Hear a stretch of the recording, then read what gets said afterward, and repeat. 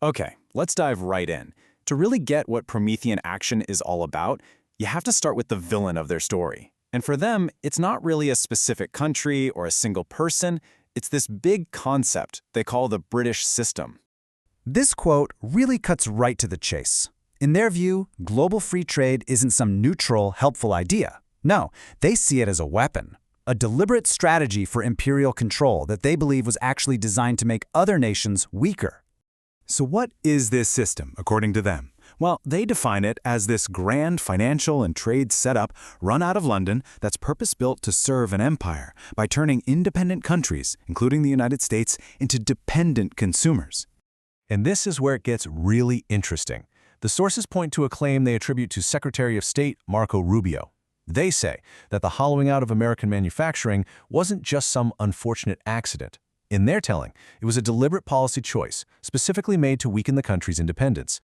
All right, so if that's the problem, what's the solution they're putting forward? They point to one specific moment as the beginning of a full-blown revolution against this system, a kind of economic D-Day they've named Liberation Day. Now, at the very core of their argument is this really clear dividing line. The mission, as they state it, is to transform America from a nation of consumers, which they basically call an economic colony, into a nation of producers, which to them is the only way to be truly sovereign. Their whole economic story is anchored to this specific date, April 2nd, 2025. The reports mark the one-year anniversary of this Liberation Day, the moment they say the Trump administration officially broke away from the global free trade system for good. And as proof that this new path is working, they point to some very specific numbers. They start with the March 2026 jobs report. It showed 178,000 new jobs, which didn't just beat expectations, it nearly tripled what forecasters thought was possible. Then there's the trade deficit. They highlight this massive 55% reduction. According to their materials, this isn't just a good number. They call it the biggest drop in history and a direct result of putting up new tariffs and ditching that old system. And to really drive the point home, they list off a whole wave of other signs, things like steel production beating Japan's for the first time since 1999, and manufacturing productivity having its best year in almost 20 years. In their view, it's all part of this powerful American industrial comeback. Okay, so this economic rebellion they describe, well, it doesn't happen in a bubble.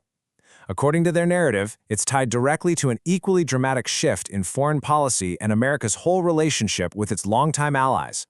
Now this is fascinating. They actually grabbed this quote from Robert Kagan, a pretty prominent voice in foreign policy, to make their case.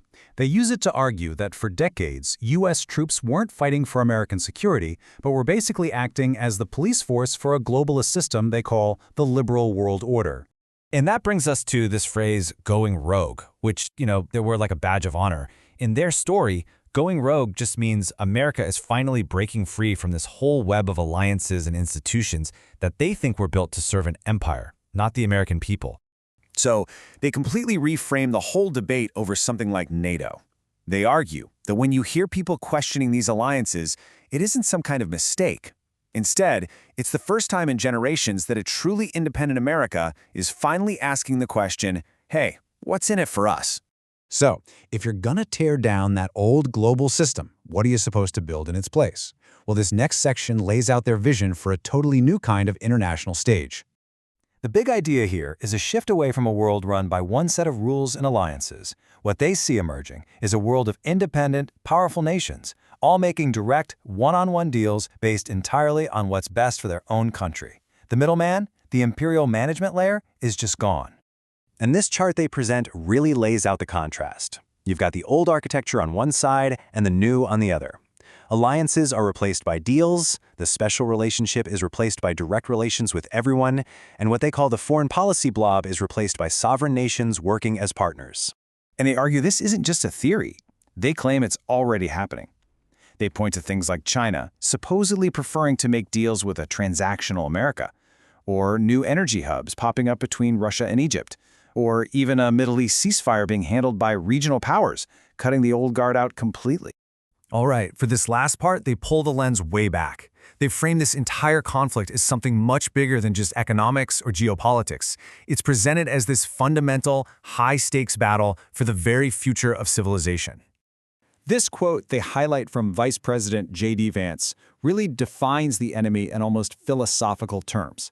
The bad guys aren't just bureaucrats, they're nihilists. And in their telling, nihilists are people who just don't believe in anything bigger. They just want to manage humanity's decline instead of striving for something great. And this leads to what they present as the ultimate choice. On one side, there's the empire's vision, a future where you live in a tiny apartment, own nothing, and your every move is monitored. But on the other side is the sovereign vision, a future where humanity is building a permanent base on the moon and getting ready to go to Mars. And this last point really just ties their whole world view together with a bow. For them, the Artemis II mission, America's return to deep space after half a century, isn't just a rocket launch. It's a symbol. It's the physical proof of a civilization choosing greatness, choosing growth, and choosing the future over decline. And that's where we'll leave it. The story told by Promethean Action really forces you to ask a pretty fundamental question about America's purpose. Whether you believe in a world of global alliances or a world of separate nations, their narrative pushes you to ask, what is a superpower even for? And that's a question worth thinking about.